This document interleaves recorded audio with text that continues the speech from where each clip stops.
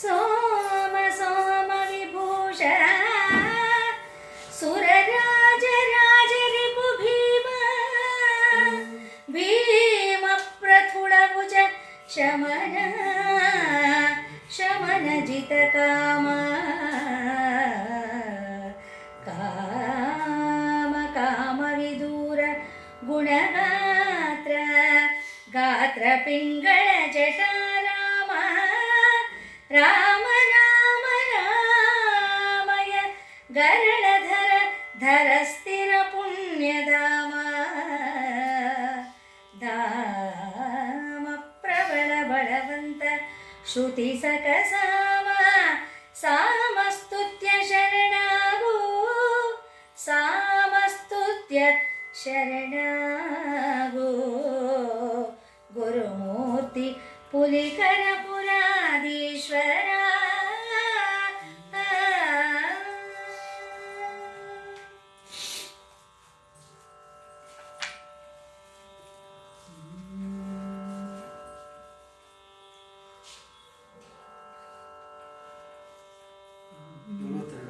ಅದರ ಮಾತೆಲ್ಲಿಯದು ಹೊಗಲದಂತಹ ಶಿವಾಲಯದ ಬಾಗಿಲು ಎಂತಕ್ಕೆ ತೆಗೆಯುವುದೇ ಎಂದು ಕೇಳದೆ ಪೂಜೆಯಂ ಕೇಳುವರೇ ಎನರು ತೆಗೆಯಲು ಈ ಅದರಾರು ಹೇಳು ಎಂದೇನೆ ಪದೆದು ಜೈನರು ಹೆಚ್ಚಿ ಸೊಕ್ಕಿ ಕಂಗಾಣದ ಅತಿ ಮದದಲ್ಲಿ ಅಂತ ಕದವ ಕೆತ್ತು ಭೋಗವ ಕೆಡಿಸಿ ಸದೆ ಸೊಪ್ಪನೊಟ್ಟಿ ಪದೆದು ಜೈನರು ಹೆಚ್ಚಿ ಸೊಕ್ಕಿ ಕಂಗಾಣದ ಅತಿ ಮದದಲ್ಲಿ ಅಂತ ಕದವ ಕೆತ್ತು ಭೋಗವ ಕೆಡಿಸಿ ಸದೆ ಸೊಪ್ಪನೊಟ್ಟಿ ತೀರ್ಥವ ಹೂಳಿ ದುರ್ನೀತಿಯಲ್ಲಿ ನಡೆಯುತ್ತಿಹರೆಂದನು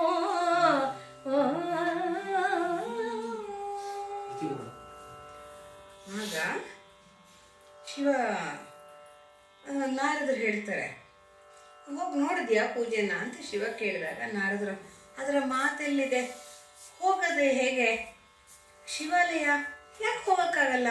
ಶಿವ ಕೇಳ್ತಾನೆ, ಬಾಗಿಲು ಯಾಕೆ ತೆಗಿಯಲ್ಲ, ಯಾಕೆ ಯಾಕೆ ಅದು ಯಾಕದು ಅಂತ ಕೇಳಿದಾಗ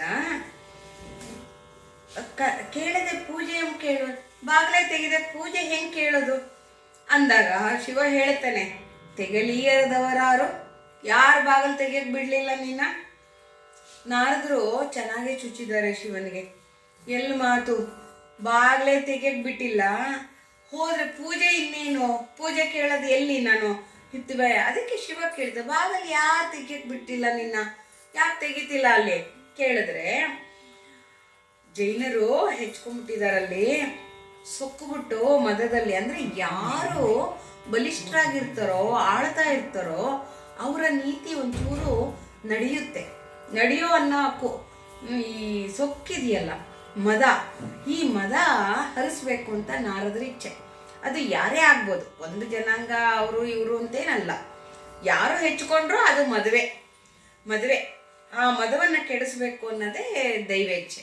ಅಂದರೆ ಅಹಂಕಾರವನ್ನು ನಿರ್ನಾಮ ಮಾಡಬೇಕು. ಅತಿ ಮದದಲ್ಲಿ ಆ ಕದವನ್ನು ಏನು ಮಾಡಿದ್ದಾರೆ, ಅರ್ಧಮರ್ಧ ಕೆತ್ತಿಸ್ಬಿಟ್ಟಿದ್ದಾರೆ, ಕೆತ್ತು ಹಾಕಿದ್ದಾರೆ. ಅಂದರೆ ಅಷ್ಟು ಸುಂದರವಾದ ಕದ ಇದೆ ಅಲ್ಲಿ, ದೊಡ್ಡ ಕದ. ಭೋಗವ ಕೆಡಿಸಿ ಶಿವಂಗೆ ಆಗ್ತಿದ್ದಂಥ ಭೋಗವೆಲ್ಲವನ್ನ ಕೆಡಿಸಿ ಹಾಕ್ಬಿಟ್ಟು ಆ ತೀರ್ಥ ತಗೊಳ್ತಿದ್ದಾರಲ್ಲ ಅಭಿಷೇಕಕ್ಕೆ, ಆ ತೀರ್ಥ ಪುಷ್ಕರಣಿ, ಅದಕ್ಕೆ ಸೊಪ್ಪು ಸದೆಗಳನ್ನೆಲ್ಲ ಹಾಕ್ಬಿಟ್ಟು ಕೆಡಿಸ್ಬಿಟ್ಟಿದ್ದಾರೆ. ಅದನ್ನ ದುರ್ನೀತಿಯಲ್ಲಿ ನಡೀತಾ ಇದ್ದಾರೆ ಅವರೆಲ್ಲ. ಏನು ಮಾಡೋದು ಪ್ರಭು, ಈ ಥರ ಆಗಿದೆ, ನಿನ್ನ ಕ್ಷೇತ್ರಕ್ಕೆ ಹೋದರೆ ಅಲ್ಲಿ ಬಾಗಿಲೇ ತೆಗಿಲಿಲ್ಲ ನನಗೆ ಅಂತ ಸರಿಯಾಗಿ ಹೇಳಿ ಮುಗಿಸ್ಬಿಟ್ರು ನಾರದರು. ಜ್ಞಾನವಿಲ್ಲರಿವು ಹುಗದ ಆಚಾರವು ಅಡಿಗಿಡದು, ಜ್ಞಾನವಿಲ್ಲರಿವು ಹುಗದ ಆಚಾರವು ಅಡಿಗಿಡದು ದಾನ ಧರ್ಮಂ ದೂರ ನೀತಿ ಅತ್ತತ್ತಲು ಅಭಿಮಾನವಂ ಕಂಡರ ಭೂತದಯೆಯಲ್ಲಿಯದು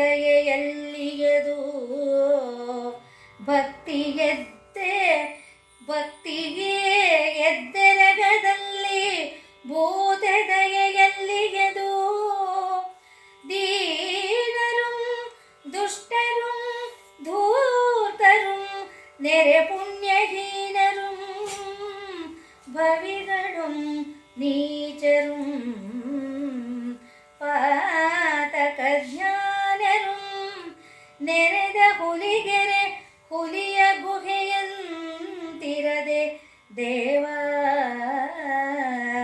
ಕೇಳೆಂದನೋ.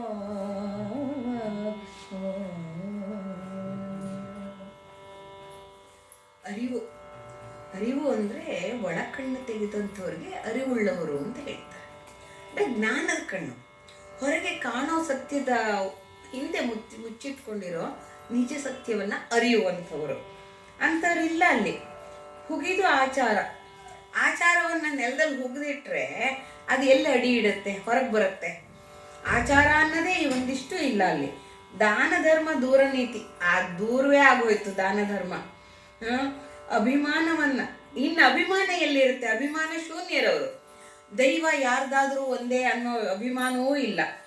ಭೂತದಯೆಯಲ್ಲಿ ಅದು, ಅವ್ರಿಗೆ ಜೀವದಯ ಎಲ್ಲಿರುತ್ತೆ? ಭೂತ ಭಯ ಎಲ್ಲಿರುತ್ತೆ? ಯಾವುದೂ ಇಲ್ಲ. ಭಕ್ತಿ ಎರಗದಲ್ಲಿ, ಭಕ್ತಿಯಿಂದ ನಮಸ್ಕಾರ ಮಾಡದೇ ಇದ್ದಾಗ ಅವರೇ ದೀನರು, ಅವರೇ ಬಡವರು. ಈಗ ಇಷ್ಟು ದುಡ್ಡಿದ್ರು ಒಳ್ಳೆ ಕೆಲಸ ಮಾಡದೇ ಇದ್ರೆ ಅವ್ರು ಬಡವರು. ಅವರು ಅಹಂಕಾರದಲ್ಲಿ ಮೆರೆದ್ರೆ ಅವರೇ ಬಡವರು. ದುಡ್ಡು ಇಲ್ಲದೆ ಇದ್ರೂ ಯಾರು ಪ್ರೀತಿಯಾಗಿ ಕಾಣ್ತಾರೋ ಅವರೇ ನಿಜವಾದ ಶ್ರೀಮಂತರು. ಇದು ನಮ್ಮ ಭಾರತೀಯ ತತ್ವಜ್ಞಾನ ಗುರುತಿಸಿರುವಂಥದ್ದು. ಆಮೇಲೆ ದುಷ್ಟರು ಲೋಕಕ್ಕೆ ಉಪಕಾರ ಮಾಡದೇ ಇರೋರು, ದುಷ್ಟರಲ್ಲದೆ ಇನ್ನೇನು, ಧೂರ್ತರು. ಸಮಯ ಸಿಕ್ಕಾಗ ಪರರನ್ನ ಆಕ್ರಮಿಸ್ಕೊಳ್ಳೋರು.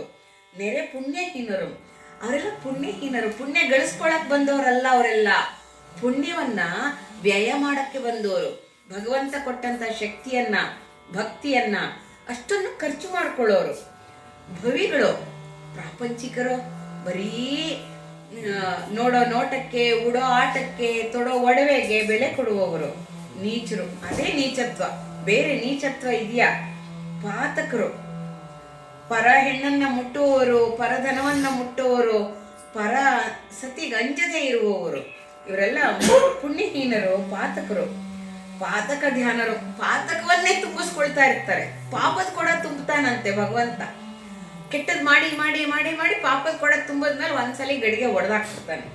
ಅದು ನೆರೆದ ಹುಲಿಗೆರೆಯ, ಆ ಹುಲಿಗೆರೆ ನಿನ್ನ ಆಶ್ರಯವಾಗಿದ್ದಂಥ ಹುಲಿಗೆರೆ ಈಗ ಸೋಮನಾಥನ ದೇವಾಲಯವಾಗಿಲ್ಲ, ಹುಲಿ ಗುಹೆ ಇದ್ದಂಗಿದೆ.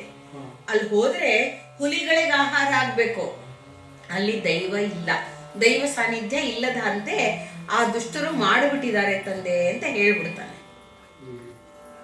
ಶಿವನೆಂಬ ದೈವವಿಲ್ಲೆಂಬರು ಎಲೆದೇವ, ಶಿವನೆಂಬ ದೈವವಿಲ್ಲೆಂಬರು ಎಲೆದೇವ, ನಿನ್ನ ವಿನೋದ ಸಾಮರ್ಥ್ಯ ಶಾಸನವೆನಿಪ್ಪ ವೇದವನು ಹುಸಿಯೆಂಬರು, ಅಜ್ಞಾನ ನಿರುಹರಣ ಪೌರಾಣಮಂ ಹುಸಿಯೆಂಬರು ಕಾಕಂಬರು, ವಿವಿಧ ಲೋಕಾನುಗ್ರಹಾರ್ಥ ಆಗಮಾದಿ ಶಾಸ್ತ್ರವನೇಳಿಬರು,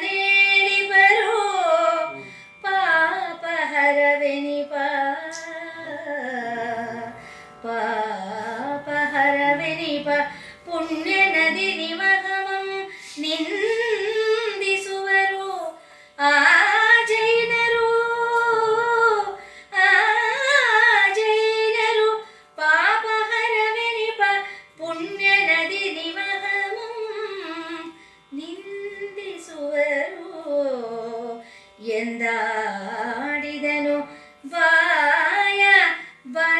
ಹುಡುಗಲು.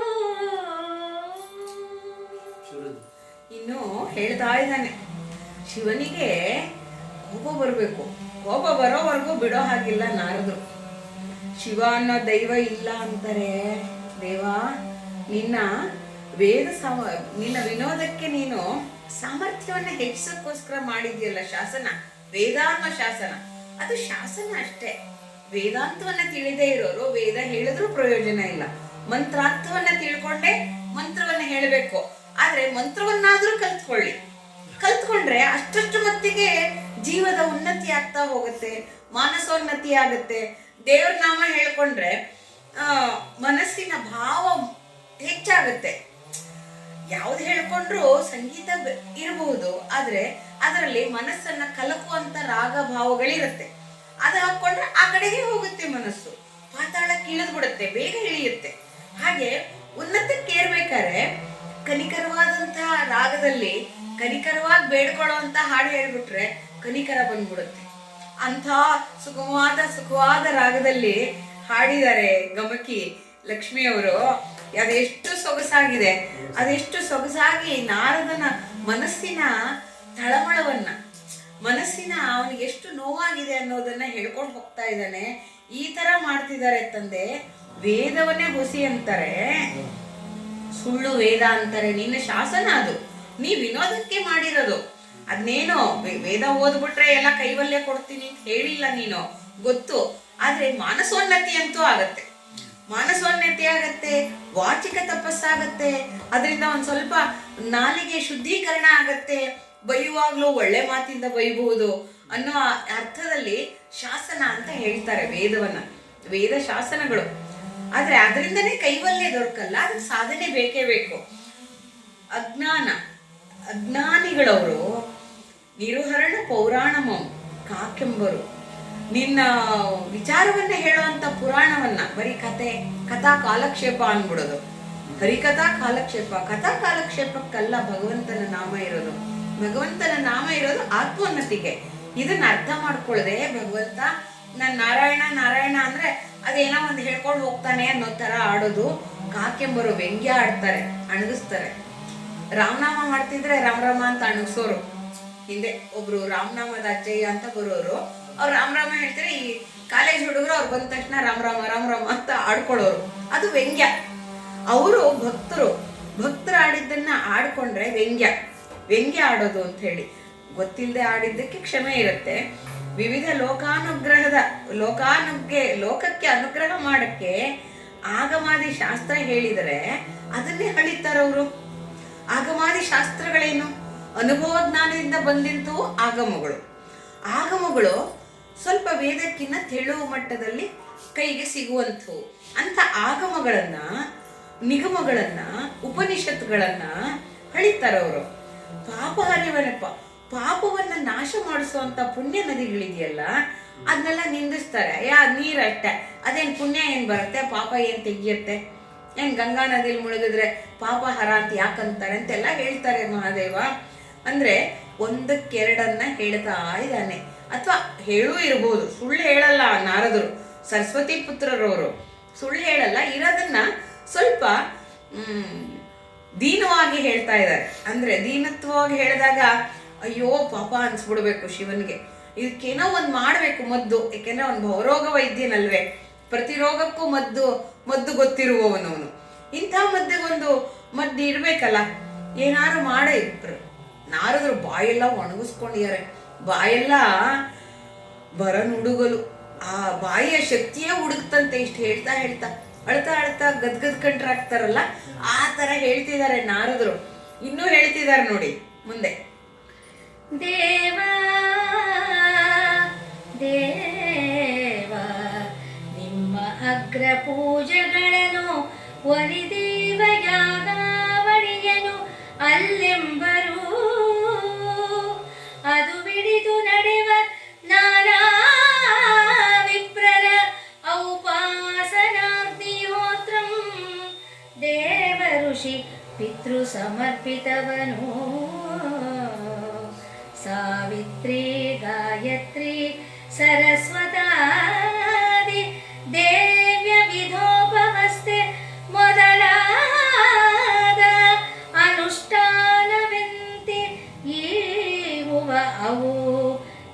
ಬಯಲು ಬಯಲೆಂಬರು ಆ ಜೈನರು. ಸಾವಿತ್ರಿ ಗಾಯತ್ರಿ ಸರಸ್ವತಾದಿ ದೇವ್ಯ ವಿಧೋಪವಸ್ತೆ ಮೊದಲಾದ ಅನುಷ್ಠಾನವೆಂತೀವ ಈವ ಅವು ಬಯಲು ಬಯಲೆಂಬರು ಆ ಜೈನರು ಎಂದು ಎಂದನಾಯತಿರಾಯನು.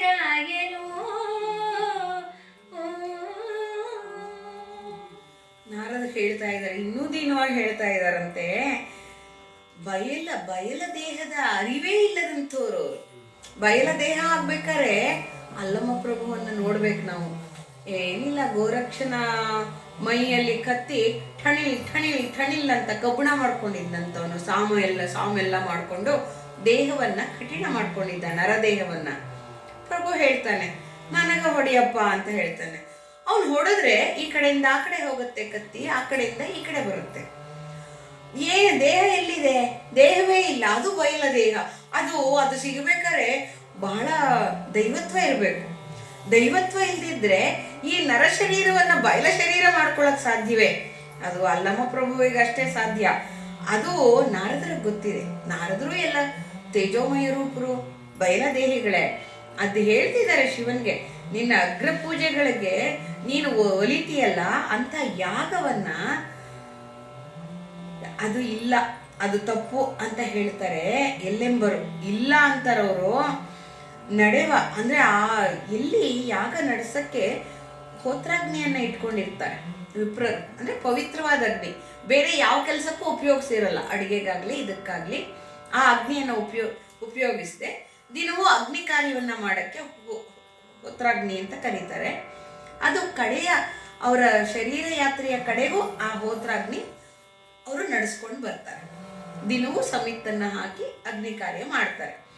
ಇದು ಥಿಯೋಸಾಫಿಕಲ್ ಸೊಸೈಟಿಲೂ ಅಗ್ನಿ ಕಾರ್ಯವನ್ನ ಹೇಳ್ಕೊಡುವಂತ ಒಂದು ಪದ್ಧತಿ ಇಟ್ಕೊಂಡಿದ್ದಾರೆ ಅವರು ಕೂಡ.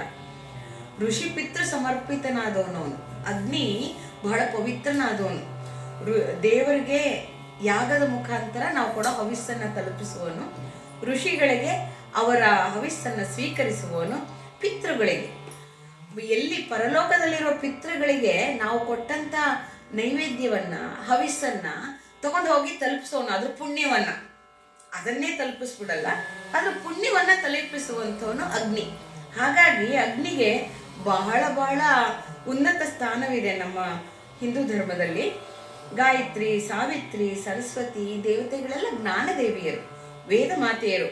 ಇಂತಹ ದೇವಿಯ ವಿಧೋಪವಸ್ಥೆ, ವಿವಿಧವಾಗಿ ಉಪಾಸನೆ ಮಾಡ್ತಾರಲ್ಲ, ಆ ಅನುಷ್ಠಾನಗಳನ್ನೆಲ್ಲ ಇವು ಬರೀ ಖಾಲಿ. ಬಯಲು ಅಂದ್ರೆ ಖಾಲಿ ಅನ್ಕೊಂಡ್ಬಿಟ್ಟಿದಾವೆ. ಬಯಲು ಅಂದ್ರೆ ಅವ್ರಿಗೆ ಬಯಲಾಗೋದು ಅನ್ನೋದು ಅರ್ಥವೇ ಗೊತ್ತಿಲ್ಲ. ಬರೀ ಖಾಲಿ, ಇಂಥದೆಲ್ಲ ಮಾಡಿ ಏನ್ ಪ್ರಯೋಜನ, ಉಪಯೋಗ ಇಲ್ಲ ಅನ್ನೋ ಮಾತೆಲ್ಲ ಹೇಳ್ತಾರ ಜೈನರು ಅಂತಲ್ಲ, ಹೀನರೆಲ್ಲ ಹಾಗೆ ಹೇಳೋದು. ಇನ್ನೊಬ್ಬರ ಉಪಾಸನೆಯನ್ನ ಧಿಕ್ಕರಿಸುವವರು. ಅವ್ರು ಮಾಡೋದು ಮಾಡ್ಕೊಳ್ಳಿ, ನಮ್ಮದು ಹೀಗಿದೆ, ನಿಮ್ದು ಆಗಿದೆ, ಇರ್ಲಿ, ನಿಮ್ಮ ಉಪಾಸನೆ ನೀವು ಮಾಡಿ, ನಮ್ಮದು ನಾವು ಮಾಡ್ತೀವಿ ಅನ್ನೋದು ಬಿಟ್ಟುಬಿಟ್ಟು ಈ ತರ ಎಲ್ಲ ಅಡ್ಡಿಪಡಿಸ್ತಾರೆ. ಪೂಜೆ ಮಾಡಬೇಡ ಅನ್ನೋದು, ಮಂತ್ರ ಹೇಳ್ಬೇಡ ಅನ್ನೋದು, ಆರತಿ ಮಾಡ್ಕೊಡ್ದು ಅನ್ನೋದು, ಇದೆಲ್ಲ ನಡೀತಾ ಇದೆ. ಭಗವಂತ ನಿನ್ನ ಅನುಷ್ಠಾನಕ್ಕೆ ಕುಂದಾಗ್ತಿದೆ ಅಂತ ನಾರದರು ಹೇಳಿದ್ರು. ಅಂತದಂ ಕಂಡು ಕಂಗೆಟ್ಟು ಕರುಮರನಾಗಿ ಚಿಂತೆ ಮೊಳೆ ತರಿವರಿತು ಮನನೊಂದು ಮತಿಯುಡುಗಿ ಸಂತ ಸಂಗುಂದಿ ಬರುತ್ತಗಿಂತು ಬಳಲಿದೆ ಸಂತ ಸಂಗುಂದಿ ಬರುತ್ತಗಿಂತು ಬಳಲಿದೆ ನಿಂತು ಬೆಂಡಾದೆನು ಅದರ ದೆಸೆಗಿಂ ಮುಂತೆಗಿನ್ನಿದಕ್ಕೆ ತಕ್ಕುದನು ನೀವೇ ಬಲ್ಲಿರಿ ಅಂತಕಾಂತಕ ಎನಲು ಕುಪಿತನಾಗುತೆ ತಿರುಗಿ ಪಿಂತೆನಿಂದ ಆದಿ ಗಣನಾಥನಂ ಕರೆದು ಎಲವೋ ಹೋಗು ನೀನಲ್ಲಿಗೆ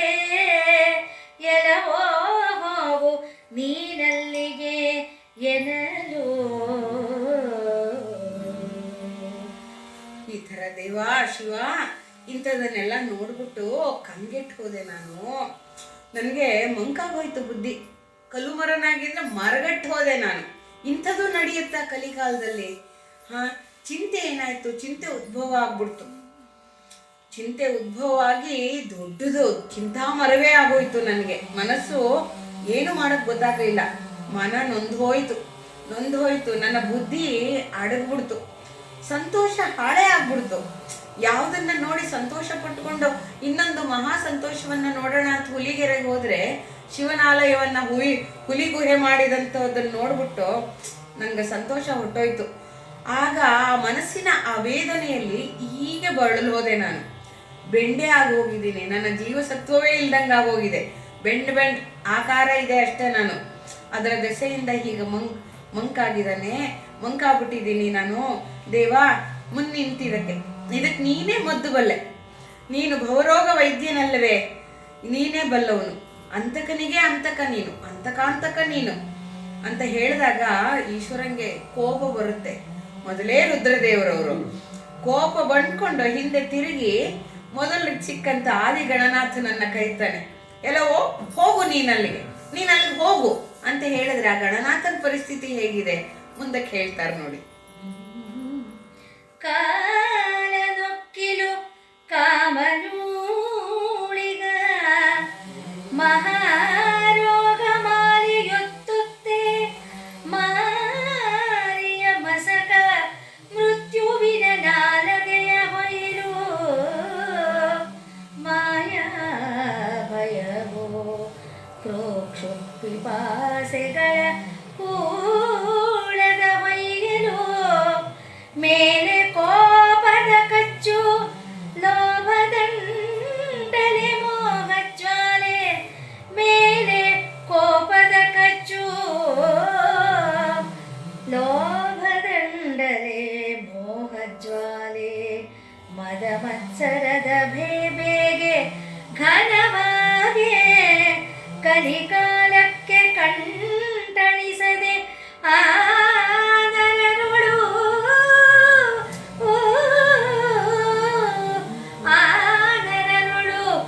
ಎಂತು ಜನಿಸುವೆ ದೇವಾ ದೇವಾ ಕರುಣಿಸೆನಲು. ಆ ಗಣನಾಥನ ಮನಸ್ಥಿತಿಯನ್ನ ಸವಿವರವಾಗಿ ದೃಶ್ಯ ಕಾವ್ಯವಾಗಿ ಬಿಚ್ಚಿಡುತ್ತಿದ್ದಾರೆ ಕವಿ. ಅಂತಹ ಚೆನ್ನಾಗಿ ಶಿವಶಿವೆಯರ ನೃತ್ಯದಲ್ಲಿ ಪಾಲ್ಗೊಳ್ಳುತ್ತಾ ಆನಂದವಾಗಿ ದಿನದಿನವೂ ಆದಿಗಣನಾಥ ಹುಟ್ಟಿದಾದ ಅರಿವು ಬಂದಾಗಿನಿಂದ ಶಿವನ ಸಾನ್ನಿಧ್ಯ ಬಿಟ್ಟು ಅಲಗಿಲ್ಲ ಆ ಗಣನಾಥ. ಹೇಳ್ತಾನೆ ಕಾಲನೊಕ್ಕಲು ಅಂದ್ರೆ ಕಲಿಕಾಲದಲ್ಲಿ ಕಾಲಂದು ಆಡಂಬುಲ, ಅದು ಕಾಲ ಒಕ್ಕಲ್ತನ ಮಾಡ್ತಾ ಇದ್ದಾನಲ್ಲಿ. ಮಹಾಕಾಲನೇ ಆಡ್ತಾ ಇದ್ದಾನಲ್ಲಿ. ಕಾಮನೂಳಿಗ ಎಲ್ರು ಕಾಮಕಾಂಚನದ ದಾಸರು.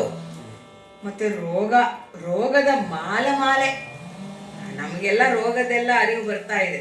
ವೈರಸ್ಗಳು ಒಂದರಿಂದ ಒಂದು ಮಾಲ್ಮಾಲಿಯಾಗೆ ಅಪ್ಪಳಿಸ್ತಾ ಇದೆಯಲ್ಲ. ಮಾರಿಯ ಮಸಕ ಇದರಲ್ಲಿ ಮಹಾಮಾಯ ಸುಮ್ಮನಿರ್ತಾಳೆ, ಮಂದ ವಿಷವಾಗಿ ಕಾಡ್ತಾಳೆ. ಮಸಕ ಅಂದ್ರೆ ಕೈ ಮಸ್ಕು ಅಂತ ನೋಡಿ. ಅದೆಲ್ಲ ಇದೆಯೋ ಇಲ್ವೋ ಗೊತ್ತಿಲ್ಲ, ಅದೊಂದು ಪ್ರಯೋಗ ಇದೆ ಅಂತ ಹೇಳ್ತಾರೆ.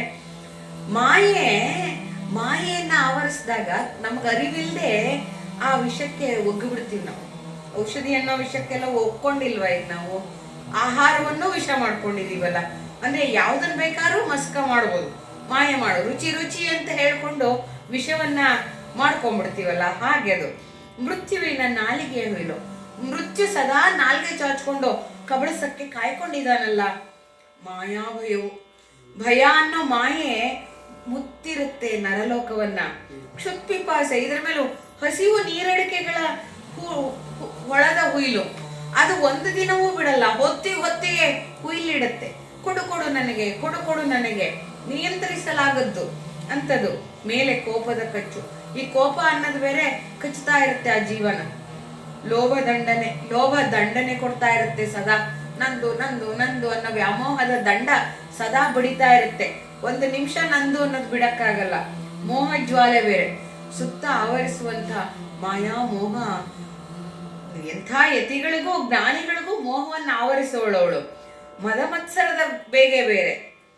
ಯಾವಾಗ್ಲೋ ಅಹಂಕಾರ ಒಕ್ಕರ್ಸ್ಬಿಡುತ್ತೆ, ಯಾವಾಗ್ಲೋ ಅಸೂಯೆ ಇಣಕ್ ಹಾಕ್ಬಿಡುತ್ತೆ. ಅಪ್ಪ ಇದೆಲ್ಲ ಮಾಡ್ಕೊಂಡು ಇದೆಲ್ಲ ಘನವತರವಾಗಿದೆ, ಹೆಪ್ಪುಗೊಟ್ಕೊಂಡು ಕೂತಿದೆ ಕಲಿಕಾಲದಲ್ಲಿ. ಇಂಥ ಕಲಿಕಾಲಕ್ಕೆ ಕುಗ್ಗೋಗಿರೋ ಆ ನರರಲ್ಲಿ ಅಂದ್ರೆ ಸ್ವತಃ ಸಾಮರ್ಥ್ಯವನ್ನೇ ಕುಗ್ಗಿಸ್ಕೊಂಡಿದ್ದಾರೆ ಅವ್ರು. ಇದಕ್ಕೆಲ್ಲ ಒಗ್ಗಿ ಒಗ್ಗಿ ಒಗ್ಗಿ ಇಂಥವ್ರೊಳಗೆ ನಾನು ಎಲ್ಲಿ ಜನಿಸ್ಲಪ್ಪ ದೇವ್ರೆ, ನನಗೆ ಯಾಕಿಂತ ಶಿಕ್ಷೆ ಆಗೋಯ್ತು ಅಂತ ಅವನು ಕರುಣೆ ತೋರು ಅಂತ ಬೇಡ್ಕೊಳಕ್ ಶುರು ಮಾಡ್ಬಿಡ್ತ. ನಾನು ಕಳಿಸ್ಬೇಡ ಅಂತ ಹೇಳಿ. ಪಾಪ ತುಂಬಾ ಕಷ್ಟಪಡ್ತಾ ಇದ್ದಾನ ಅವನು ಆದಿನಾಥ. ಶಿವ ಏನು ಹೇಳ್ತಾನೆ ನೋಡಿ. ಕಲಿಕಾಲದುಗ್ರತ್ವ ನಿನ್ನ ಮಾಡುವುದೇನು, ಜಲಜ ಕೆಸರುಳು ಮೆರೆವ ಹಾಲು ಗೋವುಗಳ ಕೆಚ್ಚಲ ಮಾಂಸದೊಳು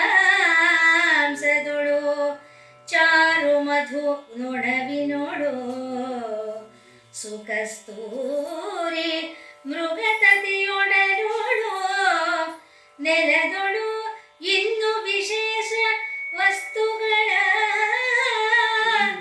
ನೆಲದೊಳಿನ್ನು ವಿಶೇಷ ವಸ್ತುಗಳ ಅನಂತವೆಗ್ಗಳಿಸಿ ಹುಟ್ಟಿದ ಹುಟ್ಟು ಕುಂದಾಯ್ತೆ ಹೇಳು ನಾನು ಒಲವಿ ನಿಮ್ ಕಳುಹುತ್ತಿರೆ ನಿನಗೇಕೆ ಚಿಂತೆ, ಸುಮ್ಮನೆ ಜನಿಸು ಹೋಗು ಸುಮ್ಮನೆ ಜನಿಸು ಹೋಗೆಂದನೋ. ಸರ್ವೇಶ್ವರನಲ್ವೇ ಅವನು, ಹೇಳಿದ್ ಕೇಳಪ್ಪ ಅಂತ ಹೇಳ್ತಾ ಇದ್ದಾನೆ. ನಯವಾಗಿ ಹೇಳ್ತಾ ಇದ್ದಾನೆ ಸ್ವಾಮಿ. ಕಲಿಕಾಲದ ಉಗ್ರತ್ವ ನಿನಗೇನ್ ಮಾಡುತ್ತೋ, ನೀನು ಗಣನಾಥ, ಶುದ್ಧೀಕರಣ ಆದವನು, ಸಿದ್ಧ ಪುರುಷನಾಗಿ ಹುಟ್ಟಬೇಕಾದವನು. ನೀನ್ ಯಾಕೆ ಯೋಚನೆ ಮಾಡ್ತೀಯಾ? ಹುಟ್ಟು ಯಾರನ್ನೋ ಹೆಚ್ಚುಗಾರಿಕೆನ ಕೆಡಿಸಲ್ಲಪ್ಪ. ಕೆಸರಲ್ಲಿ ಹುಟ್ಟಿದಂಥ ತಾವ್ರೆ ಮೆರಿಯಲ್ವೇ, ಶಿವನ್ ತಲೆ ಮೇಲೆ ಮೆರೆಯುತ್ತೆ. ಹಾಲು ಗೋವುಗಳ ಮಾಂಸದೊಳು ಉತ್ಪತ್ತಿ ಆಗುತ್ತೆ, ಆದ್ರೆ ಅದನ್ನ ಅಭಿಷೇಕಕ್ಕೆ ಬಳಸಲ್ವೇ? ಅದರ ಹೆಚ್ಚುಗಾರಿಕೆ ಏನು ಕಮ್ಮಿ ಐತೆ? ನೊಣದ ಎಂಜಲಾದಂಥ ಮಧು ಅತ್ಯಂತ ಶ್ರೇಷ್ಠ ಅಂತ ಉಪಯೋಗಿಸೋದಿಲ್ವೇ? ಕಸ್ತೂರಿ ಮೃಗದ ಒಡಲಲ್ಲಿರುತ್ತೆ, ನಾಭಿಯಲ್ಲಿರುತ್ತೆ, ಮೃಗನಾಭಿಯಲ್ಲಿರುತ್ತೆ. ಮೃಗವನ್ನ ಕೊಂದು ಆ ಕಸ್ತೂರಿಯನ್ನ ತಗೋತಾರೆ. ಸೊ ಅಲ್ಲೊಂದು ಹತ್ಯೆ ಆಗಿರುತ್ತೆ. ಆದ್ರೂ ಆ ಸುವಾಸನೆ ಏನು ಅದು ಕಡಿಮೆ ಆದದೆ, ಬೆಲೆ ಕಳ್ಕೊಂಡಿದೆಯೇನೋ. ನೆಲದಲ್ಲಿ ಹಾಗೆ ಭೂಮಿಯಲ್ಲಿ ಅನೇಕ ವಸ್ತು ವಿಶೇಷಗಳಿದ್ದಾವೆ, ಎಲ್ಲವೂ ಅತ್ಯಂತ ಶ್ರೇಷ್ಠವಾಗಿವೆ. ಹಾಗೆ ಹೆಚ್ಚಳಿಕೆ ಆಗಿರುವಂತಹ ಅವೆಲ್ಲ ಏನು ಭೂಮಿಲಿ ಹುಟ್ಟಿದೆ ಅಂತ ಹೇಳಿ ಅವುಗಳ ಹೆಚ್ಚುಗಾರಿಕೆ ಏನು ಕುಂದಾಗ್ಬಿಟ್ಟಿದ್ಯಾ ಹೇಳು? ಅದೆಲ್ಲ ಇಲ್ಲ. ನೀನು ಎಲ್ಲಿ ಹುಟ್ಟಿದ್ರು ನೀ ಹೆಚ್ಚೆ, ನೀನು ನನ್ನ ಭಕ್ತನೇ, ನೀನೇನು ಯೋಚನೆ ಮಾಡಬೇಡ. ನಾನು ಪ್ರೀತಿಯಾಗಿ ಹೋಗು ಅಂತಿರ್ಬೇಕಾರೆ ನೀನು ಯಾಕೆ ಹೋಗಲ್ಲ ಅಂತ್ಯ? ಸುಮ್ಮನೆ ಹೋಗು, ಚಿಂತೆ ಎಲ್ಲ ಮಾಡಬೇಡ, ಹೇಳಿದ್ ಕೇಳ್ಬಿಡು ಸಾಕು, ಹೋಗಪ್ಪ ಹೋಗು ಅಂತ ಹೇಳ್ತಾನೆ ಶಿವ. ಮೇದಿನಿಗೆ ಹೋಗೆಂದೆ ನಿನ್ನೊಡನೆ ನುಡಿದು ಸುಖಿಯಾದ ಬಾಯಿಂದ ಆರ ನುಡಿಸುವೆಂ, ನೋಡಿ ಸುಖಿಯಾದ ಕಣ್ಣಿಂದ ಆರ ನೋಡುವೆಂ, ಪುರಹರನೆ ನಿನ್ನನು ನಿಮಿಷವಗಲದೆ ಆದಿ ತೊಡಗಿದ್ದ ಯಾದಿ ಗಣನಾಥನೆಂಬ ಹೆಸರಾದೆನು, ಒಂದೇ ದಿವಸ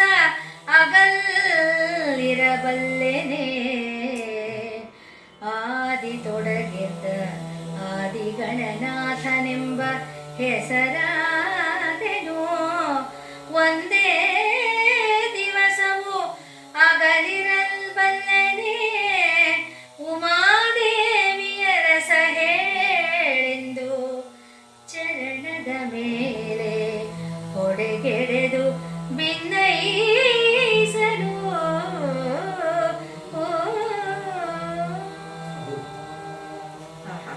ಎಷ್ಟು ಚಂದವಿದೆ ಆದಿನಾಥನ ತಳಮಳವನ್ನ ಆ ರಾಗದಲ್ಲಿ ಆ ಭಾವದಲ್ಲಿ ಹಾಡಿದ್ದಾರೆ.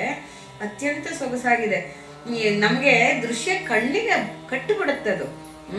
ಚರಣದ ಮೇಲೆ ಬಿದ್ಬಿಟ್ಟಿದೆ ಅದು ಪಾಪ. ಅಯ್ಯೋ ನನ್ನ ಹೋಗು ಅಂತೀಯಲ್ಲ ನೀನು, ಭೂಮಿಗೆ ಹೋಗು ಅಂತೀಯಲ್ಲ ಸ್ವಾಮಿ, ಮೇದಿನಿಗೆ ಹೋಗಿದ್ದೆ. ನಿನ್ನೊಡನೆ ನಾನು ಹೇಗೆ ಎದುರಿಗೆ ಮಾತಾಡ್ತಾ ಇದ್ದೀನಿ, ಇಂಥ ಸುಖಿಯಿಂದ, ಇಂಥ ಸುಖಿಯಾದ ಬಾಯಿಂದ ಆ ಮನುಷ್ಯನ್ ಮಾತಾಡ್ಸ್ಬೇಕಲ್ಲ. ಯಾರು ನುಡಿಸ್ಲಿ? ನಿನ್ನ ಮಟ್ಟದ ಪ್ರಭು ಯಾರು ಸಿಗ್ತಾರೆ ನನಗೆ? ನಿನ್ನ ನೋಡಿ ಸುಖಿಯಾಗಿದೆ ನನ್ನ ಕಣ್ಣು. ಆಹಾ, ಶಿವನ ದರ್ಶನದಿಂದ ಪಾವನವಾಗಿರೋ ಕಣ್ಣಿಂದ ಇನ್ಯಾರನ್ನ ಇಂಥ ಪುಣ್ಯ ಪುರುಷರನ್ನ ನೋಡ್ಲಿ, ಇಂಥ ದೈವವನ್ನ ನೋಡ್ಲಿ ಪುರಹರನೇ. ನಿನ್ನನ್ನು ಒಂದು ನಿಮಿಷ ಆಗಲಿ ದಿನ, ಒಂದು ಕ್ಷಣವಾದರೂ ಆಗಲಿ ದಿನ ತೊಡಗಿರ್ದ ಆದಿ ಗಣನಾಥ ನಾನು. ಅಂದ್ರೆ ಮೊಟ್ಟ ಮೊದಲ ಬಾರಿ ನಿನ್ನಿಂದ ಸೃಷ್ಟಿಸಲ್ಪಟ್ಟ ಗಣನಾಥ ನಾನು. ಆ ಕ್ಷಣದಿಂದ, ಸೃಷ್ಟಿಯಾದ ಕ್ಷಣದಿಂದ ನಿನ್ನ ಆದಿಗಣನಾಥಂದು ಹೆಸರಾಗದೊಂದೇ ಅಲ್ಲ, ಒಂದು ದಿವಸನೂ ಆಗಲಿಲ್ಲ ನಿನ್ನ ಒಂದಿನ ಅಗಲಿರಲ್ಬಲ್ಲನೆ ಉಮಾಕಾಂತ. ದೇವಿ ಅರಸನೇ ಹೇಳು ನೀನು ಅಂತ ಹೇಳಿ ಕಾಲ್ ಮೇಲೆ ದುಬುಕ್ಕಂತ ಬಿದ್ಬಿಡಿದೆ ಪಾಪ ಅದು. ಆದಿಗಣನಾಥ ನನ್ನನ್ನು ಕಳಿಸ್ಬೇಡ ಅಂತ, ಸ್ಕೂಲಿಗೆ ಕಳಿಸ್ಬೇಡ ಅಂತ ಹೇಳತ್ತಲ್ಲ ಅಮ್ಮಂಗೆ ಮಕ್ಕಳು, ಹಾಗೆ ಚಂಡಿ ಹಿಡ್ಕೊಂಡು ಕೂತ್ಬಿಟ್ಟಿದೆ ಅದು. ಆದ್ರೆ ಶಿವ ಬಿಡಕ್ಕಾಗತ್ತೇನೋ? ಅಮ್ಮ ಸ್ಕೂಲಿಗೆ ಕಳಿಸ್ತಾಳೆ, ಓದಿಸ್ಬೇಕು ಅವಳು, ಕರ್ಮಕ್ಷೇತ್ರಕ್ಕೆ ಬಿಡ್ಬೇಕಲ್ಲ, ಎಲ್ಲಾನು ಹೊಟ್ಟೆ ಪಾಡು ನೋಡ್ಕೋಬೇಕಲ್ಲ, ಸದಾ ಅಮ್ಮ ಇರಕ್ಕಾಗಲ್ವಲ್ಲ.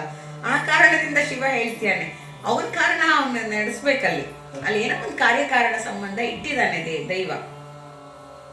ಹಲವು ಮಾತೇನು ಎಲವೋ ನಿನ್ನ ನಿಮಿತ್ತಂ ಬಂದು ಹುಲಿಗೆರೆಗೆ ಬಸದಿಯೊಳು ನಿಂದು ನೆನೆದುದಂ ಸಲಿಸುವೆನೋ ಎನಲು ಲಿಂಗ ನುಡಿಯುವುದೇ ನೋಡುವುದೇ ಬೇಡ ಬೇಡ ಈ ಹುಸಿಗಳು ಗೆಲುವೆನಲು ಜಂಗಮಾಕಾರದಿಂದಂ ಬಂದು ನೆಲೆಸಿ ಗೆಲುವೆನಲು ಜಂಗಮಾಕಾರದಿಂದಂ ಬಂದು ನೆಲೆಸಿ ನಿನ್ನೊಡನೆ ಮಾತಾಡುವೆಂ ಬೇಡಿದಂ ಸಲಿಸುವೆಂ ಸಲಹುವೆಂ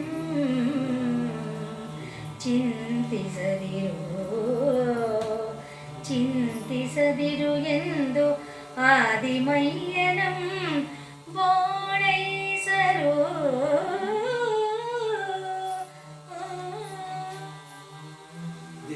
ಈ ಪದ್ಯದಲ್ಲೊಂದು ಸಂಭಾಷಣೆಯನ್ನ ಇಟ್ಟಿದ್ದಾರೆ ರಾಘವಾಂಕರು. ಈ ಪದ್ಯದಲ್ಲಿ ಒಂದು ಸಂಭಾಷಣೆಯನ್ನ ಇಟ್ಟಿದ್ದಾರೆ. ಹಲವು ಮಾತು. ಈಗ ವಿಷಯಕ್ಕೆ ಬಂದ್ಬಿಟ್ಟ ಶಿವ. ವಿಷಯಕ್ಕೆ ಬಂದು, ಯಾಕೆ ಹತ್ತಿತ್ತ ಮಾತು ಸುತ್ತು ಬಳಸಿ ಯಾಕಪ್ಪ? ನೋಡು, ನಿನ್ನ ನಿಮಿತ್ತವಾಗಿ ಹುಲಿಗೆರೆ ಬಸದಿಯಲ್ಲಿ ನಾನೇ ಬಂದು ನೆಲೆಸ್ತೀನಪ್ಪ, ನಾನೇ ನಿಂತ್ಕೊಳ್ತೀನಿ. ನೀನ್ ಏನ್ ಕೇಳಿದ್ರು ಸಲ್ಲಿಸ್ತೀನಿ. ಅದಕ್ಕೆ ಆದಿಗಣನಾಥ ಕೇಳ್ತಾನೆ, ಲಿಂಗ ನುಡಿಯುವುದೇ? ಲಿಂಗ ಏನ್ ನುಡಿಯತ್ತೆ ನನ್ನ ಹತ್ರ? ಅದೇನ್ ನೋಡತ್ತೆ? ಕಣ್ಣಿರತ್ತ ಅದಕ್ಕೆ? ಬೇಡ ಬೇಡ, ಇದೆಲ್ಲ ಸುಳ್ಳು ಸುಳ್ಳು. ಗೆಲುವೇನಲ್ಲೋ, ನಾನು ಗೆಲುವು ಮಾಡಕ್ ಹೇಳ್ತಿದ್ಯಾ ಅಷ್ಟೇ ಅನ್ನಲ್ಲ. ಅದಕ್ಕೆ ಶಿವ ಹೇಳ್ತಾನೆ, ಇಲ್ಲ ಇಲ್ಲ, ಜಂಗಮಾಕಾರ ತಾಳು ಬರ್ತೀನಿ ನಾನು ಜಂಗಮನಾಗಿ ಬರ್ತೀನಿ, ನೆಲೆಸ್ಬಿಟ್ಟು ನಿನ್ನೊಡನೆ ಮಾತಾಡ್ತೀನಿ, ನಾನು ನಿನ್ ಬೇಡಿಕೆಯನ್ನ ಸಲ್ಲಿಸ್ತೀನಿ, ಚಿಂತಿಸ್ಬೇಡ, ಖಂಡಿತವಾಗಿ ಬರ್ತೀನಿ. ಆದಿಮಯ್ಯನಂ ಬೋಳೈಸಲು ಸಮಾಧಾನ ಮಾಡ್ತಾನಂತೆ ಶಿವ. ಬೋಳಾಶಂಕರ ಅಂತ ಅವನ್ನಂತಾರೆ, ಆದ್ರೆ ಆದಿನಾಥನನ್ನ ಒಪ್ಪಿಸ್ಬಿಟ್ಟ ಶಿವ. ಅವನ ಯಾಕೆ ಬೋಳಾಶಂಕರ ಆಗ್ತಾನೆ? ಅವನನ್ನ ಅರ್ಥ ಮಾಡ್ಕೊಳ್ಳದೇ ಇರೋ ನಾವು ಬೋಳಾಶಂಕರರಷ್ಟೇನೆ. ಬಿಟ್ರೆ ಭಗವಂತ ಸರ್ವಜ್ಞ, ಸರ್ವೇಶ್ವರ. ಅವನು ಯಾವ ಮಾತು ಬೇಡ, ನೇರ ಹೋಗೋ, ನಿನ್ನ ನಿಮಿತ್ತದಿಂದ ನಾನೇ ಅಲ್ಲಿ ನೆಲೆಸ್ತೀನಿ. ಭಕ್ತರ ಭಕ್ತಿಯಿಂದಲೇ ಭಗವಂತ ನೆಲೆಸೋದು, ಭಗವಂತ ಜಾಗೃತನಾಗೋದು. ಅರ್ಚಕಸ್ಯ ಪ್ರಭಾವೇನ ಶಿಲಾಭೂತು ಶಂಕರ. ಅರ್ಚಕರು ಭಕ್ತಿಯಾಗಿ ಪೂಜೆ ಮಾಡಿದ್ರೆ ಎಲ್ಲ ಶಿಲೆಗಳು ಶಂಕರವೇ ಆಗುತ್ತೆ. ಎಲ್ಲ ಶಿಲೆಗಳಲ್ಲೂ ಶಂಕರ ಆವಿರ್ಭಾವಿತನಾಗ್ತಾನೆ. ಆ ಭಕ್ತಿಯ ಪ್ರಭಾವ ಆಗಿರುತ್ತೆ. ಅದನ್ನ ಶಿವ ಸ್ಪಷ್ಟೀಕರಣ ಕೊಡ್ತಾ ಇದ್ದಾನೆ. ಹೋಗಪ್ಪ ಹೋಗು. ವಸೆದು ಹರಿಯ ಅಜರು ಸೇವಿಸುವ ವೇದಾಳಿ ಕೀರ್ತಿಸುವ ಮುನಿ ನಿಕರಂಗಳ ಅರ್ಚಿಸುವ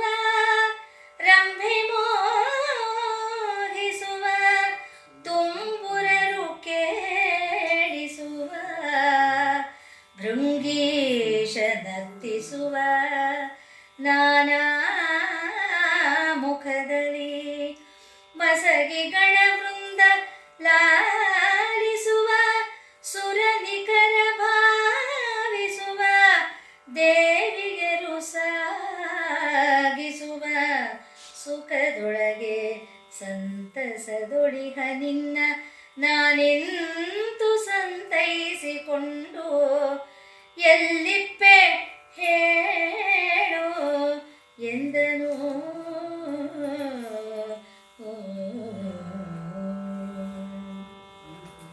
ಇಲ್ಲಿ ಇಂಥ ಸ್ಥಳ ಮಹಿಮೆಯನ್ನ, ದಿವ್ಯ ಸ್ಥಳದ ಮಹಿಮೆಯನ್ನ ಇದರಲ್ಲಿ ಈ ಪದ್ಯದಲ್ಲಿ ವರ್ಣಿಸ್ತಾ ಇದ್ದಾರೆ. ಇಂಥ ದಿವ್ಯ ಸ್ಥಳವನ್ನ ಎಲ್ಲಿ ಹರಿಹರ ಬ್ರಹ್ಮರು ನಿನ್ನನ್ನ ವೇದಗಳನ್ನ ಹೇಳ್ಕೊಂಡು ಕೀರ್ತಿಸ್ತಾ ಇದ್ದಾರೋ, ಮುನಿಗಳ ಕೈಯಿಂದ ಅರ್ಚನೆಗಳು ನಡೀತಾ ಇದೆಯೋ, ರಂಭೆ ಮೊದಲಾದ ಅಪ್ಸರ ಸ್ತ್ರೀಯರು ಮೋಹಕವಾಗಿ ಕುಣಿದು ಕುಣಿದು ಶಿವನನ್ನ ಒಲಿಸ್ತಾ ಇದ್ದಾರೆ. ಅಲ್ಲಿ ದೇವೇಂದ್ರನ ಮುಂದಾಡುವಂಥ ನಾಟ್ಯ ಅಲ್ಲ, ಅದು ಶಿವನನ್ನ ಒಲಿಸುವ ನಾಟ್ಯ, ಭಕ್ತಿಪೂರ್ವಕವಾದಂಥ ನಾಟ್ಯ. ಅದಕ್ಕೆ ಬಹಳ ಬೆಲೆ. ತುಂಬುರರು ಭಕ್ತಿಭಾವದಲ್ಲಿ ಕೇಳಿಸುವಂಥ ಗಾನಗ ಭೃಂಗೀಶ, ಅವನ ನರ್ತನವೇ ಬೇರೆ, ಅವನ ನರ್ತನವೇ ಕಿವಿಯಲ್ಲಿ ಗುಂಗಿಡಿಸುವಂಥ ನರ್ತನ. ನಾನಾ ನಾನಾ ಮುಖಗಳಿಂದ ನಿನ್ನ ಪೂಜೆಗಳಾಗ್ತಾ ಇದೆ. ಪೂಜೆಗಳು ಆಡುವಂಥ ಗಣವೃಂದ, ಕುಣಿಯೋರು, ಆ ತಾಳ ಮದ್ದಳೆ ಹಿಡ್ಕೊಂಡು, ಮಸಗಿ ಅಂದ್ರೆ ಕುಣಿಯೋದು, ಕುಣಿಯುವಂಥವರು, ಕುಣಿಯುವ ಗಣವೃಂದಗಳೇ ಇದ್ದೇವೆ. ಒಂದೊಂದು ಗಣವೃಂದ ಒಂದೊಂದು ರೀತಿಯ ಕುಣಿತವನ್ನು ಕುಣಿತವೆ. ಲಾಲಿಸುವ ಸುರನಿಕರ, ಅದನ್ನ ಆಲಿಸ್ಕೊಂಡು ಸಂತೋಷ ಪಡ್ತಾ ಇರುವಂತ ದೇವಾನುದೇವತೆಗಳು, ಭಾವಿಸುವ ದೇವಿಯರು, ದೇವಿಯರು ಅದನ್ನ ಆನಂದಿಸ್ತಾ ಇದ್ದಾರೆ. ಸಾಗಿಸುವ ಇಂಥ ಸುಖ ಸಾಗರದಲ್ಲಿ ಇದೀನಲ್ಲ ನಾನು ಅಲ್ಲಿ ಹೋಗಿ ನನ್ನನ್ನು ನಾನು ಎಂತೂ ಸಹಿಸಿಕೊಳ್ಳದೆ ಎಲ್ಲಿರ್ಬೇಕು, ಸಂತೈಸ್ಕೊಳ್ಳೋದು ಹೇಗೆ? ನಾನು ಇದೆಲ್ಲ ಬಿಟ್ಬಿಟ್ಟು ಇಂಥ ಸ್ವರ್ಗ ಸುಖವನ್ನ, ಇಂಥ ನಿರ್ಭಾವುಕ ಸುಖವನ್ನ, ಇಂಥ ವೇದಾಂತ ಸುಖವನ್ನ ಅಲ್ಲಿ ಎಲ್ಲಿ ಸಿಗತ್ತೆ ಹೇಳಪ್ಪ, ನನಗೆ ಹೇಗೆ ಹೋಗ್ಲಿ ತಂದೆ ನಾನು ಅಂತ ಮತ್ತೆ ಗೋಳಾಡ್ತಾ ಇದೆ ಅದು. ಸರಸ್ವತಿ ಸುರಸಿಂಧುವ ಅಡಕುವ ಗಣಿಯನು ಅಗ್ಗದ ಮಂದ ಮರುತನ ಅಡಕುವ ಪರಿಮಳ ಪ್ರಸೂನವನು ಯಕ್ಷರು ನೀಡುವ ಅನುಲೇಪನವನು ಧನದಂ ನೀಡುವ ಆಭರಣ ಸಂದೋಹಮಂ ಆಭರಣ ಸಂದೋಹಮಂ ಧರಿಸಿ ಸುಖಮಿಪ್ಪ ನೀನು ಎನ್ನೊಡನೆ ಬಂದು ಸಾದರದಿ ಕೊಡುವ ಕುಡಿತೆಗ ಅಗ್ಗಣಿಯೊಡೊಂದು ಹರಿದರಳಿನೊಳು ತಣಿಯಲ ಪೈ ತಂದೆ ತಂದೆ ಹೇಳೆಂದೊಡೆ ಈಶನೊಲಿದು ಇಂತೆಂದನೋ.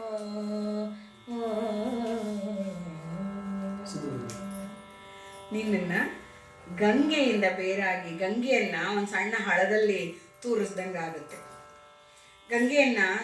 ಗಂಗಾ ತಾಲಿಗಳಿದೆಯಲ್ಲ, ಅದು ನೆನಪಾಯ್ತು ನನಗೆ. ಗಂಗೆಯನ್ನ ಒಂದು ಸಣ್ಣ ತಾಲಿಲಿ ತಂದು ಇಟ್ಕೊಂಡ್ಬಿಡೋದು, ಅದು ಗಂಗೆ ಗಂಗೆ ಗಂಗೆ ಅಂದ್ಕೊಳ್ಳೋದು, ಆ ಥರ ಆಗುತ್ತೆ. ನಿನ್ನನ್ನು ನನಗೋಸ್ಕರ ನೀ ಅಲ್ಲಿ ಬಾ ಅಂದರೆ ಇಂಥ ವ್ಯೋಮ ಪುರುಷನ್ನ ಸಣ್ಣ ಜಂಗಮ ರೂಪದಲ್ಲಿ ಬಂದಿರು ಅಂದರೆ ಹಾಗಾಗ್ಬಿಡುತ್ತೆ. ಮಂದಮಾರುತನ ಪರಿಮಳವನ್ನ ಒಂದು ಸಣ್ಣ ಡಬ್ಬಿಲಿ ಹಿಡಿದಿಟ್ಟಂಗೆ ಆಗತ್ತಾ. ಯಕ್ಷರು ನೀಡುವ ಅನುಲೇಪನಗಳನ್ನ ನಾನೊಂದು ಚಿಟಿಕೆ ಗಂಧ ಲೇಪನ ಮಾಡಿ ಇಲ್ಲಿ ನೀಡ್ತಾ ಇದ್ದಾರಲ್ಲ ಯಕ್ಷರೆಲ್ಲ ವಿವಿಧವಾದ ಅಂಗಲೇಪನಗಳನ್ನ, ಅಂಗರಾಗಗಳನ್ನ ನಿಮಗೆ ಪಾದಗಳಿಗೆ ಹಚ್ಚುತ್ತಿದ್ದಾರಲ್ಲ, ಅದನ್ನ ನೀಡಕ್ ಸಾಧ್ಯವ? ಕುಬೇರ ನೀಡೋ ಅಂತ ದಿನಾವೂ ಗುಂಪು ಆಭರಣವನ್ನ ತಂದು ನಿಂಗೆ ಅರ್ಪಿಸಿ ಅಲಂಕಾರ ಮಾಡಿ ಅವನು ಸಂತೋಷ ಪಡ್ತಾನಲ್ಲ, ಆ ಗುಂಪನ್ನ ನೋಡಿ ಕಣ್ಣು ತಣಿದು ಹೋಗಿದೆಯಲ್ಲ, ಅದು ಹಾಕೊಂಡು ನೀ ಸುಖವಾಗಿದೆಯಲ್ಲ, ನನ್ನೊಡನೆ ಬಂದ್ಬಿಟ್ಟು ನಾ ಕೊಡುವ 1 ಲೋಟ ಹಾಲು ದೇವ್ರ ನೈವೇದ್ಯಕ್ಕೆ ಒಂದು ಲೋಟ ಹಾಲು, ಒಂದು ಲೋಟ ನೀರು, ಒಂದು ಉದ್ಧರಣೆ ನೀರು, ಇದೆಲ್ಲ ಮಾಡಿ ಒಂದು ಹರದರಳಿ, ಒಂದೇ ಒಂದು ಹರಳಿಂದ ಎಂಥದೋ ಒಂದು ಇಟ್ಬಿಟ್ಟು ದೇವ್ರಿಗೆ ಮಾಡಿಸ್ದೆ, ನಾ ಮಾಡಿಸ್ದೆ, ದೇವ್ರಿಗೆ ತಿಲಕ ಮಾಡಿಸ್ದೆ, ದೇವ್ರಿಗೆ ವಿಭೂತಿ ಮಾಡಿಸ್ದೆ ಅಂದ್ಕೊಳ್ಳೋರು ಇದಾರಲ್ಲ, ಇದ್ರಲ್ಲಿ ನೀನು ತಣಿತೀಯ ಅಂತಂದೆ, ನಿಂಗೆ ಸಮಾಧಾನ ಆಗತ್ತಾ? ನನಗೆ ಸಮಾಧಾನ ಆಗತ್ತಾ? ಏನು ಹಾಕಿದ್ರೆ ನಿನಗೆ ನಿನ್ನ ವೈಭವಕ್ಕೆ ಸರಿಸಾಟಿ ಇದೆ ಹೇಳು ಅಂತ ಹೇಳಿದಾಗ ಈಶ್ವರ ಮತ್ತೆ ನಗನಗುತ್ತಾ ಹೇಳ್ತಾನೆ, ಒಲಿದು ಇಂತೆಂದನು ಮುಂದಿಂದು. ಇನಿತಕ್ಕೆ ನೀನಂಜನೇಗೆ ಎಲವೋ ನಾನು ಎನ್ನ ಮನವರಿವ ಋಷಿಯರಂ ಕ್ಷೇತ್ರವಾಸಿತನಕ್ಕೆ ಮನುಗಳೊಳಗೆ ಉತ್ತಮರ ನೆಸೆವ ಬೇಹಾರಕ್ಕೆ ಗಣಾಧೀಶರೊಳು ಕೆಲವರ ಘನದೇವ ಪುತ್ರಿಕತನಕ್ಕೆ ಅತುಳಬಲ ಕುಮಾರನ ಕುಮಾರಿಕೆಗೆ ಸತತಂ ಕುಬೇರನನು ಸತತಂ ಕುಬೇರನನು ನಚ್ಚಿನ ಕೊಟಾರಿಕೆಗೆ ಪರುಟವಿಸಿಕೊಂಡು ಆ ಬರುತ್ತ ಒಡಗೊಂಡು ಬಹೆನೆಂದನು. ನೀನು ಇಷ್ಟಕ್ಕೆ ಅನ್ಸ್ಕೋಬೇಡ, ಹೆದರ್ಕೋಬೇಡ. ನಾನು ನನ್ನ ಮನಸ್ಸನ್ನ ಅರಿಯುವಂಥ ಋಷಿ ಸಂಕುಲವನ್ನ ಕ್ಷೇತ್ರವಾಸಕ್ಕೆ ಕರ್ಕೊಂಡ್ಬರ್ತೀನಿ. ಹೇಗೆ ಬಸವಣ್ಣ ಬಂದಾಗ ಕೈಲಾಸವೇ ಧರೆಗಿಳಿದಿತ್ತು ಅಂತಾರೋ ಆ ಮಾತು ನೆನಪಾಗುತ್ತೆ. ಶಿವಭಕ್ತರು ಬಂದಾಗ ಅವ್ರನ್ನ ಓಲೈಸುವಂತಹ ಸೌಹೃದಯರನ್ನ ಕಳಿಸ್ಕೊಡ್ತಾನಂತೆ ಶಿವ. ಒಂದು ತಂಡವೇ ಬಂದು ಬಿಡುತ್ತಂತೆ. ಹಾಗೆ ಅಂಥವ್ರನ್ನ ಕಳಿಸ್ಕೊಡ್ತೀನಿ ನಾನು ಕ್ಷೇತ್ರವಾಸಕ್ಕೆ. ಮನುಗಳಲ್ಲಿ ಉತ್ತಮವರನ್ನ, ಮನ್ವಂತ ಮನು ಋಷಿಗಳಿರ್ತಾರಲ್ಲ ಅವರಲ್ಲಿ ಉತ್ತಮವನ್ನ ಬೇಹಾರಕ್ಕೆ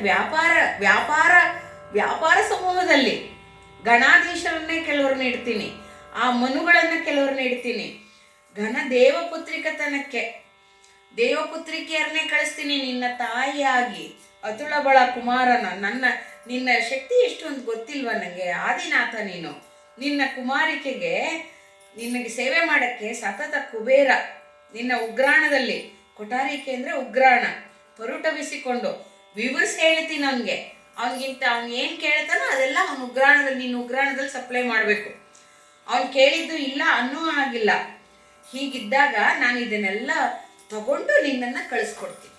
ನಿನಗೆ ವ್ಯವಸ್ಥೆ ಇಲ್ಲದೆ ಕಳಿಸಲ್ಲ. ಇದಕ್ಕೆ ಒಂದು ಬೌದ್ಧ ಭಿಕ್ಷುವಿನ ಪ್ರಸಂಗ ನೆನಪು ಬರುತ್ತೆ. ಬಾಲಬ್ರಹ್ಮಚಾರಿ ಅದು ಭಿಕ್ಷೆಗೆ ಬರುತ್ತೆ. ಅಲ್ಲಿ ಒಬ್ಬ ಪ್ರಾಯದ ಹೆಣ್ಣುಮಗಳು ಭಿಕ್ಷೆ ತಂದು ಹಾಕ್ತಾಳೆ. ಅವನಿಗೆ ಅವಳ ವಕ್ಷೋಜಗಳನ್ನು ನೋಡಿ ಕುರು ಆಗಿದೆ ಅನ್ಕೊಂಡ್ಬಿಡ್ತಾನೆ. ತಾಯಿ ಇಷ್ಟು ದೊಡ್ಡ ಕುರುಗಳಾಗಿದೆಯಲ್ಲ, ಏನು ಗತಿ ಅಂತ ಕೇಳ್ತಾನೆ. ಕೂತಿದ್ದ ಅಜ್ಜಿ ಅಕ್ಕಿ ಮಾಡ್ತಾ ಕೂತಿದ್ದವಳು ನೋಡ್ತಾಳೆ, ಗೊತ್ತಾಗತ್ತೆ ಬಾಲಬ್ರಹ್ಮಚಾರಿ ಅಂತ. ಅದಕ್ಕೆ ಹೇಳ್ತಾಳೆ, ಹೇ ಬ್ರಹ್ಮಚಾರಿ, ಅದು ಕುರುಗಳಲ್ಲಪ್ಪ, ಮುಂದೆ ಯಾವಾಗಲೋ ಹುಟ್ಟುವಂತ ಅವಳ ಮಗುಗೆ ಆಹಾರದ ಉಗ್ರಾಣವನ್ನ ಕೊಟ್ಟಿದ್ದಾನೆ ದೇವರು ಅಂತ. ಆಗ ಆ ಭಿಕ್ಷು ಹೇಳ್ತಾನೆ, ಹಾಗಿದ್ರೆ ನಾನು ಇನ್ಮೇಲೆ ಭಿಕ್ಷೆ ಬೇಡಲ್ಲ. ಮುಂದೆ ಯಾವಾಗಲೋ ಹುಟ್ಟೋ ಮಗುಗೆ ಆಹಾರವನ್ನ ಕೊಟ್ಟಂತವನು ಆಗ್ಲೇ ಹುಟ್ಟಿರೋ ನನಗೆ ಆಹಾರ ಕೊಡದೇ ಇರ್ತಾನೆ. ನಾನು ಬುದ್ಧ ಭಗವಾನ್ ಅಂತರ ಮರದ ನೆರಳಲ್ಲಿ ಇರ್ತೀನಿ, ಯಾರು ಕೊಟ್ಟಿದ್ದಷ್ಟನ್ನು ತಿಂತೀನಿ, ತರುತ್ತಲ ವಾಸ ಭಿಕ್ಷಾ ವಾಸ ಅಂತ ಅನ್ಕೊಂಡು ಭಿಕ್ಷಾಪಾತ್ರೆ ಅಲ್ಲೇ ಮುರಿದೆಷ್ಟು ಹೊಟ್ಟೆ ಹೋಗ್ತಾನಂತೆ. ಅಂದ್ರೆ ಅಷ್ಟು ಅಚಲವಾದ ನಂಬಿಕೆ ಇರಬೇಕು ದೇವ್ರ ಮೇಲೆ ನಂಬಿಕೆ ಇರಬೇಕು, ಆ ಮುಗ್ಧತೆ ಇರಬೇಕು, ಇನ್ನೋಸೆನ್ಸ್ ಇರಬೇಕು. ಮುಗ್ಧ ಕ್ಷಿಪ್ರ ಪ್ರಸಾದಿನಿ ಅಂತ ಕರೀತಾರೆ ತಾಯಿಯನ್ನ. ಮುಗ್ಧ ಭಕ್ತಿಗೆ ಬೇಗ ಒಲಿತಾರಂತೆ. ನಾವು ಮಕ್ಕಳ ಭಕ್ತಿಯನ್ನ ಕೊಳ್ಳೂರು, ಕಳಗೂಸು ಇವ್ರನ್ನೆಲ್ಲ ನೋಡಿದೀವಲ್ಲ, ಚಿಕ್ಕ ಮಕ್ಕಳು ಆರಾಧಿಸಿ ಶಿವನನ್ನೇ ಒಲಿಸ್ಕೊಂಡವ್ರಿದಾರಲ್ಲ, ಅದು ನೆನಪಾಗತ್ತೆ. ಅಂದ್ರೆ ಮುಗ್ಧತೆ, ಮಕ್ಕಳ ಮುಗ್ಧತೆ ಇರ್ಬೇಕು, ಬಾಲ ಮುಗ್ಧತೆ ಇರಬೇಕು.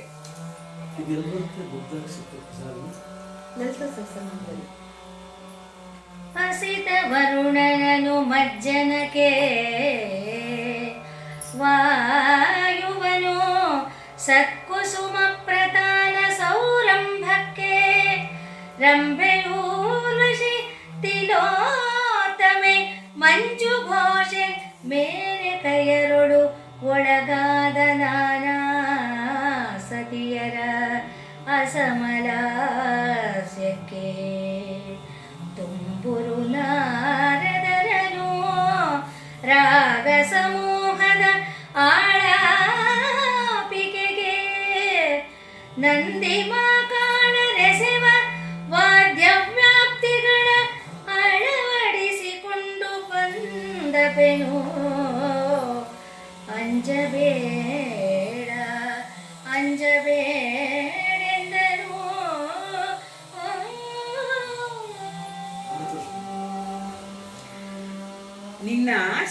ಮಜ್ಜನಕ್ಕೆ ಮಜ್ಜನಕ್ಕೆ ಅಸಿತ ವರ್ಣನನು ಅಂದ್ರೆ ಸುವಾಸಿತ ವರ್ಣನನ್ನ ಕಳಿಸ್ತೀನಪ್ಪ, ನೀರನ್ನು ಕಳಿಸ್ತೀನಪ್ಪ, ನಾನು ಪನ್ನೀರನ್ನು ಕಳಿಸ್ತೀನಿ. ನಿನ್ನ ವಾಯುಗೆ ಕುಸುಮ ಸೌರಭವನ್ನ ತಂದು ನಿನಗೆ ಹರಡೋ ಅಂತಹ ತೋಟ ಇರೋ ಮನೇಲಿ ಹುಟ್ಟಿಸ್ತೀನಿ.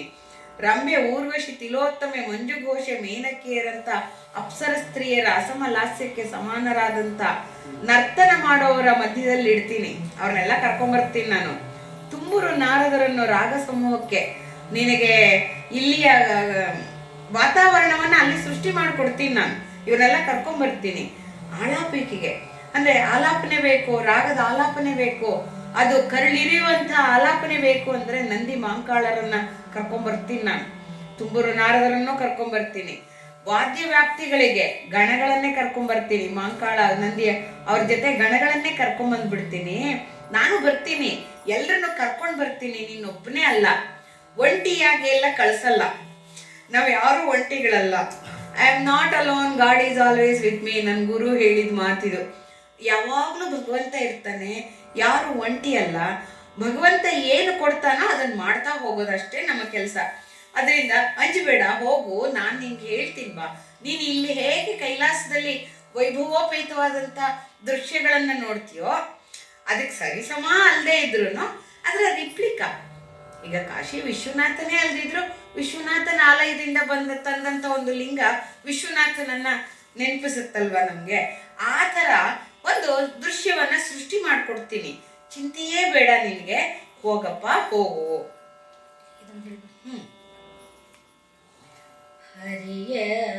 ಹರಿ ಅಜರನೆಲ್ಲ ದುರಂದರ ಇಕ್ಕೆಗೆ ಗಣೇಶ್ವರರ ಹತ್ತರ ನಿಯೋಗಕ್ಕೆ ಬೆಸಸಿ ಪುಲಿಕರನ ನರಿಗೈಗೆ ಹೊಯಿ ಕೈ ಕಾಶಿಗೆಕ್ಕೆ ಸೌರಾಷ್ಟ್ರಪುರದ ಕೂಡೆ ಸರಿದೊರೆ ಶ್ರೀ ವಿರೂಪಾಕ್ಷದೋಪಾದಿಯಾಗಿರೆ ಸರಿಸಿ ಸರಿದೊರೆ ಶ್ರೀ ವಿರೂಪಾಕ್ಷದ ಓಪಾದಿಯಾಗಿರೆ ಸರಿಸಿ ಮೇದಿನಿಯೊಳು ಅತುಳ ಕೈಲಾಸವಾಗಿರುತಿಹಂ ಬಲ್ಲಹಂ ಬಿಟ್ಟುದೇ ಬಲ್ಲಹಂ ಬಿಟ್ಟುದೇ ಕಟಕವಂಜದೆ ಹೋಗು ಹೋಗೆಂದನು.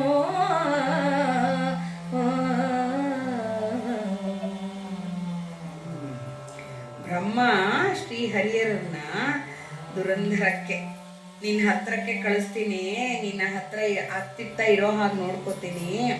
ಗಣೇಶ್ವರರನ್ನ ಬಾಹತ್ತರ ನಿಯೋಗಕ್ಕೆ ನೀನೇನಾದ್ರು ಕಳಿಸ್ಬೇಕು, ಮಾಡ್ಬೇಕು, ಸಂದೇಶ ಕಳಿಸ್ಬೇಕು ಅನ್ನೋದಕ್ಕೆ ಅವ್ರನ್ನ ನಿಲ್ಲಿಸ್ತೀನಿ.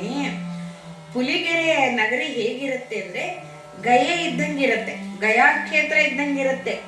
ಅದಕ್ಕೆ ಹೊಯ್ಕೈಯಾಗಿರೋ ಅಕ್ಕಪಕ್ಕ ಇರುವಂತ ಕಾಶಿಗಕ್ಕಕ್ಕೆ, ಕಾಶಿ ಹತ್ರ ಇರುವಂಥದ್ದು ಸೌರಾಷ್ಟ್ರಪುರ.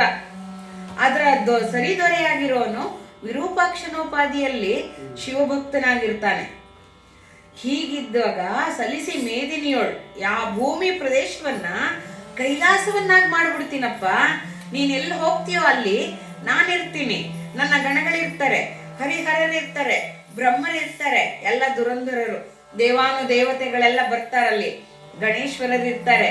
ನಿನಗೆ ಏನು ಬೇಕು ಸಂದೇಶವನ್ನ ನನಗೆ ತಲುಪಿಸೋರು ಇರ್ತಾರೆ. ಕಟಕಿ ಆಡ್ಬೇಡ, ಹೊರಗಬೇಡ, ನೀನು ಅಂಜದೆ ಹೋಗು. ಯಾಕೆ ಅಷ್ಟೊಂದು ಹೆದರಿಕೆ? ಗಣನಾಥನಾಗಿ ನಿನಗೆ ಅಂಜಬೇಡ, ಹೋಗು. ಕೆಲಸವಿದೆ, ಕಾರ್ಯವಿದೆ, ಇಷ್ಟೆಲ್ಲ ನಿಂಗೆ ಅನುಕೂಲ ಕೊಡ್ತೀನಿ, ಮಾಡ್ಲಾರೆ ಅನ್ನೋಂಗಿಲ್ಲ. ನಿಮಿತ್ತ ಮಾತ್ರ ಭವಸಭ್ಯ ಸಾಚಿನ್ ಅಂತ ಕೃಷ್ಣ ಅರ್ಜುನಂಗೆ ಹೇಳದಂಗೆ ನೀನ್ ನಿಮಿತ್ತ ಆಲ್ರೆಡಿ ಎಲ್ಲರನ್ನ ಅನ್ಯಾಯದವ್ರನ್ನೆಲ್ಲರೂ ಕೊಂದಾಕಿದ್ದೀನಿ. ನೀನು ಬಾಣ ಬಿಡ್ಬೇಕಷ್ಟೆ. ಅವ್ರವರೇ ಸತ್ತು ಹೋಗಿದ್ದಾರೆ ಅನ್ಯಾಯದ ಕೆಸರಲ್ಲಿ ಮುಳುಗಿ ಮುಳುಗಿ ಮುಳುಗಿ. ಎಲ್ಲ ಉಸಿರಿಲ್ಲದ ದೇಹಗಳಿವೆಲ್ಲ, ಆತ್ಮವೇ ಇಲ್ಲ. ಆತ್ಮವನ್ನ ಕಳ್ಕೊಂಡ್ಬಿಟ್ಟಿದ್ದಾರೆ ಎಲ್ರು. ಆತ್ಮ ಇಲ್ಲದ ಶರೀರ ಬೊಂಬೆಗಳ ತರ. ಅಂಥದ್ದು ಯಾತಕ್ಕೆ? ಅದನ್ನೆಲ್ಲ ಹತ ಮಾಡ್ಬೇಕಾದ್ದು, ಕ್ಲಿಯರ್ ಮಾಡ್ಬೇಕಾದ್ದು ನಿಮಿತ್ತ, ಕಾರ್ಯಕಾರಣ ನಿಮಿತ್ತವಾಗಿ ನೀನು ಹೋಗಪ್ಪ, ಹೋಗು, ಏನೂ ಆಗಲ್ಲ, ಹೋಗು, ಕಟಿಕೆ ಆಡಬೇಡ, ಕೊರಗಬೇಡ, ಏನೂ ಆಗಲ್ಲ, ಹೋಗು ಹೋಗು ಅಂತ ಹೇಳಿ ಧೈರ್ಯ ಹೇಳಿ ಹೇಳ್ತಾ ಇದ್ದಾನೆ ಶಿವ.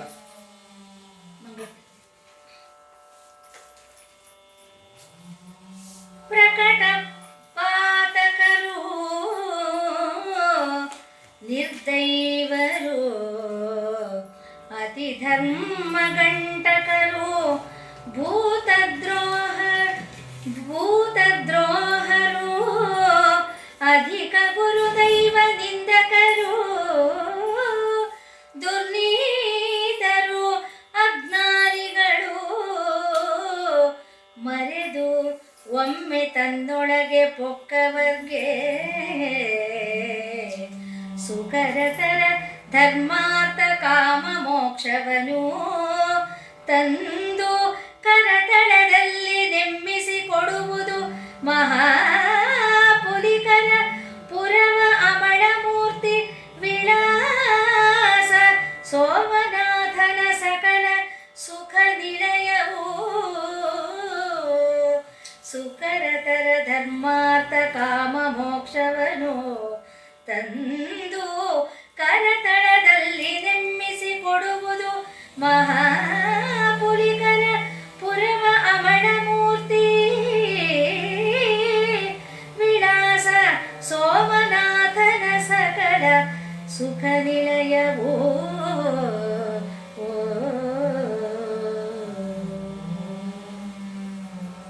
ಶ್ರೀ ಸೋಮನಾಥಾರ್ಪಣಮಸ್ತು.